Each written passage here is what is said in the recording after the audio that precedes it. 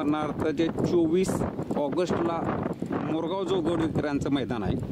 आता आपण जोगवडीच्या फाटीवरती आहे. उद्याच्याला मैदान आहे आणि मैदानाची तयारी कुठपर्यंत आली हे आपण समक्ष आयोजकांच्याकडून विचारू. नमस्ते नानासाहेब. नमस्ते. आता मैदानाची तयारी कुठपर्यंत आली सांगा मला.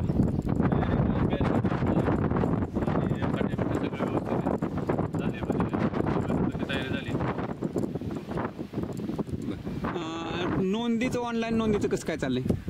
एक 150 पावणे 200 गाडी नोंद झाली आहे आमची. बरं. तर चालू आहे नोंदीचं पण चालू आहे. म्हणजे बैल मालक कधी केलं तर शेवटच्या दिवशी शेवटच्या 2-4 तासात नोंद करतात. प्रतिसाद आहे. आणि काय झालंय आता पावसाचं वातावरण पण नाही, एकदम फ्रेश वातावरण, चांगला प्रतिसाद आहे. आता चांगलं ऊन पडले. ऊन पडले आणि पूर्ण वळलेली म्हणजे पाऊस हा झालेलाच नाही.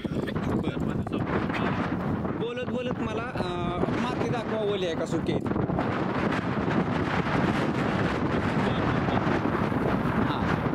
एकदम कोरडे खट मारते.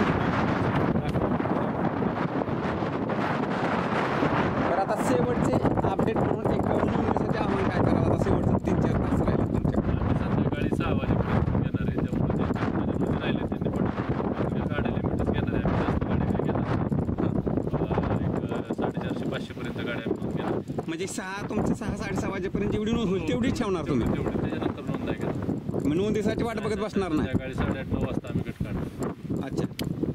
संध्याकाळी लॉट असतील. हो संध्याकाळी. आणि सगळे हे मिळतील. हो. आणि लोकेशन मी सगळ्याला पाठवलेलं आहे मैदानाचं. ते ग्रुपवरती पाठवतो. ओके.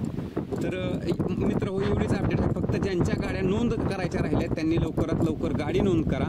कारण काय होतं, शेवट सगळं नेटवर्क जाम होतं आणि मग नोंद करण्यासाठी उशीर लागतो आणि मग त्यामुळं परत लॉट काढण्यासाठी उशीर लागतो. परत आपणच म्हणतो की किती उशीर झाला.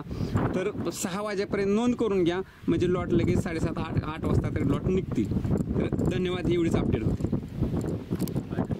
मित्रो, मैदान जरी उद्या असलं तरी आता मैदानात एक 2-4 व्यावसायिक आले आहेत. तर त्यातीलच एक साई वेज पुलावा म्हणून जे हॉटेल आहे त्याचे मालक आहेत. नमस्ते दादा. नमस्ते. आपला परिचय सांगा मला. मी साई हॉटेल साळुंगे कोरेगाव. मी सकाळी 10 वाजता मैदानात काय अपडेट नव्हती आली. बरं. आता आलोय तर मैदानात ओके, पुढे काय अडचण नाही आहे. सगळं पाऊस काय आहेच नाही. एकदम कटकट आहे. बैलाला पळायला फाटी वगैरे सगळं एकसारखे आणि पावसाचं काय म्हणजे तुम्हाला अपडेट नव्हती तर तुम्ही इथं आला, पण इथं आल्यानंतर तुमच्या लक्षात आलं नाही एकदम निरभ्र आभाळ आहे म्हणून. हो निरभ्र आहे. आणि काय पाऊस येण्याची शक्यताच नाही. कारण आमच्या इकडे पाऊस एकदम होय ना. बरं, आता तुम्ही फिरला बी तर मैदान कसं वाटलं तुम्हाला तुमच्या नजरेत? चिखल नाही, बैल घसरण्याची याची त्याची काही शक्यता नाही. सगळं पळायला कसं मैदान आहे? 1 नंबर रान आहे पळायला. 1 नंबर राहणार ना. नंबर आहे. काही सुद्धा नाही. बैल कुठं घसरलेला नाही, काही नाही. आणि व्यावसायिक आले तर आत्ताच आलेत सगळे. त्यांना माहीत होतं पाऊस नाही इकडे म्हणून सगळे आले. बैल मालकाने नोंद करून आपली सहकार्य करावं. धन्यवाद दादा.